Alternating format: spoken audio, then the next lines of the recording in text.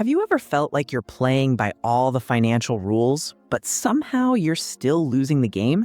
You clip the coupons, you skip that overpriced daily coffee, and you dutifully shove a chunk of your paycheck into a savings account every single month. You do exactly what your parents, your teachers, and society told you to do. Save your money for a rainy day.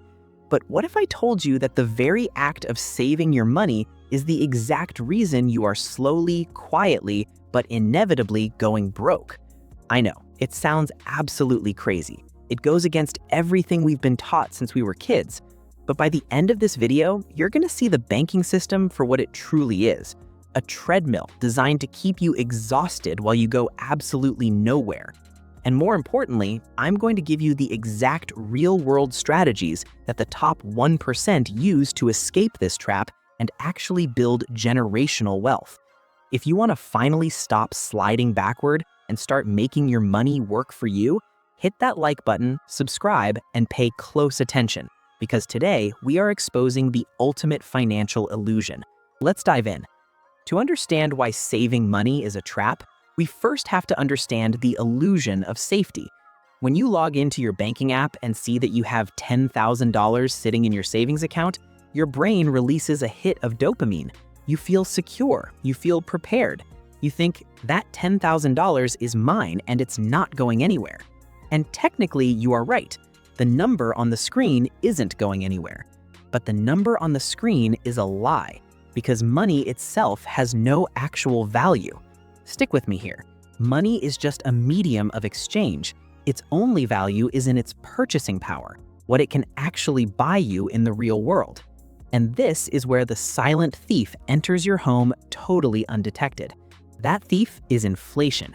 We hear the word inflation thrown around on the news all the time, usually by guys in suits looking very serious.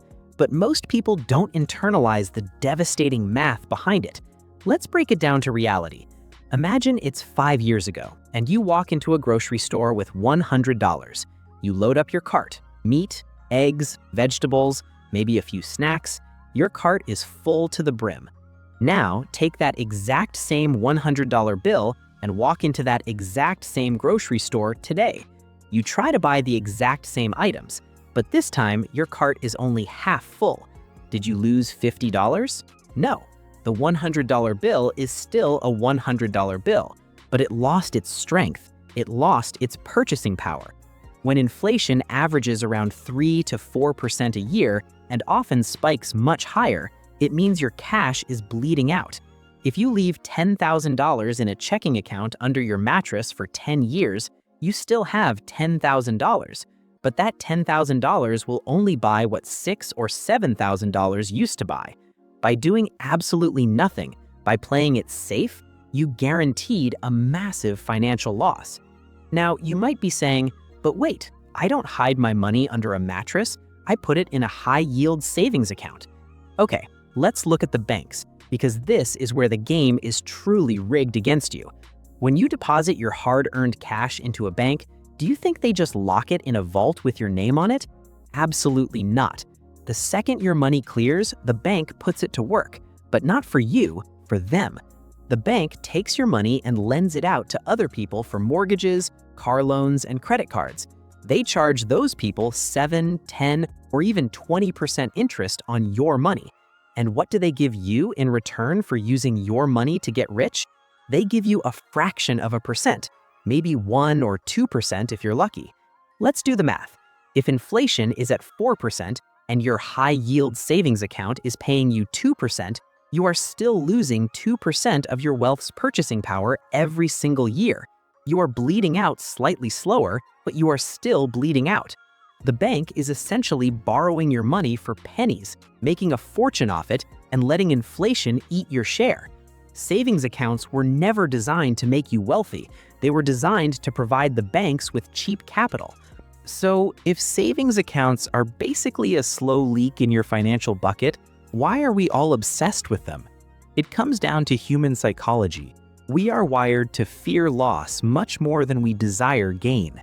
We look at the stock market or real estate or starting a business, and all we see is risk. We see a giant, scary roller coaster. And because we are afraid of that roller coaster, we choose to walk safely on the ground. But what nobody tells you is that the ground you are walking on is actually a treadmill moving backward. The wealthy, the top 1%, understand this fundamental difference. They know that cash is not a safety net.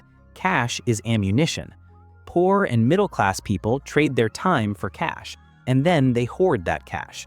Wealthy people trade their time for cash, and then they immediately trade that cash for assets. If you want to stop going broke, you have to fundamentally change your relationship with the money in your pocket. You need to stop looking at money as something you keep and start looking at money as an employee that you hire. Right now, your money is lazy. It's sitting in a savings account, sleeping on the couch, eating potato chips, and letting inflation steal your TV. You need to kick that money off the couch and send it out into the world to work 24 hours a day, 7 days a week to bring more money back to you. So how do we actually do this? How do we fire our savings accounts and start hiring our money? We buy assets. An asset is simply something that puts money into your pocket over time, regardless of whether you are actively working. A liability, on the other hand, is something that takes money out of your pocket. This is where most people get it completely wrong. They save up a bunch of money and then they blow it on liabilities disguised as status symbols. They buy a newer car, a bigger TV, or expensive clothes, and then they go right back to zero, forced to start saving all over again. The wealthy don't do this. The wealthy buy assets first, and they let the income from those assets buy their luxuries. Let's look at the real-world vehicles you can use right now to escape the savings trap. Option number 1, and arguably the most accessible for the average person, the stock market. Now, I'm not talking about day trading meme stocks or betting your life savings on some random company your cousin told you about at a barbecue. That is not investing. That is gambling with extra steps. Real wealth building in the stock market is about owning a tiny slice of the greatest profit-generating machines in human history. Enter the index fund, specifically funds that track the S&P 500. When you buy a share of an S&P 500 index fund, you aren't trying to pick the next Apple or Amazon. You are literally buying a tiny piece of all 500 of the biggest companies in America at once.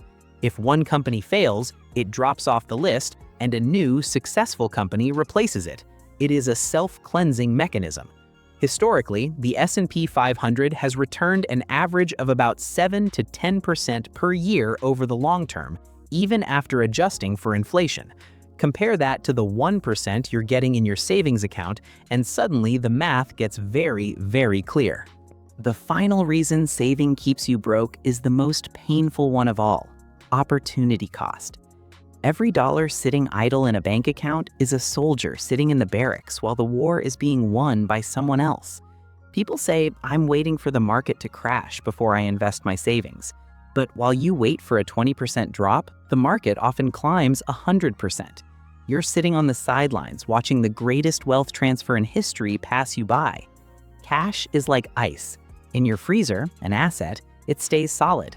In your hand, a savings account, it's melting every second you hold it. So, are you ready to stop being a saver and start being an owner? This is where the theory ends and your new financial life begins.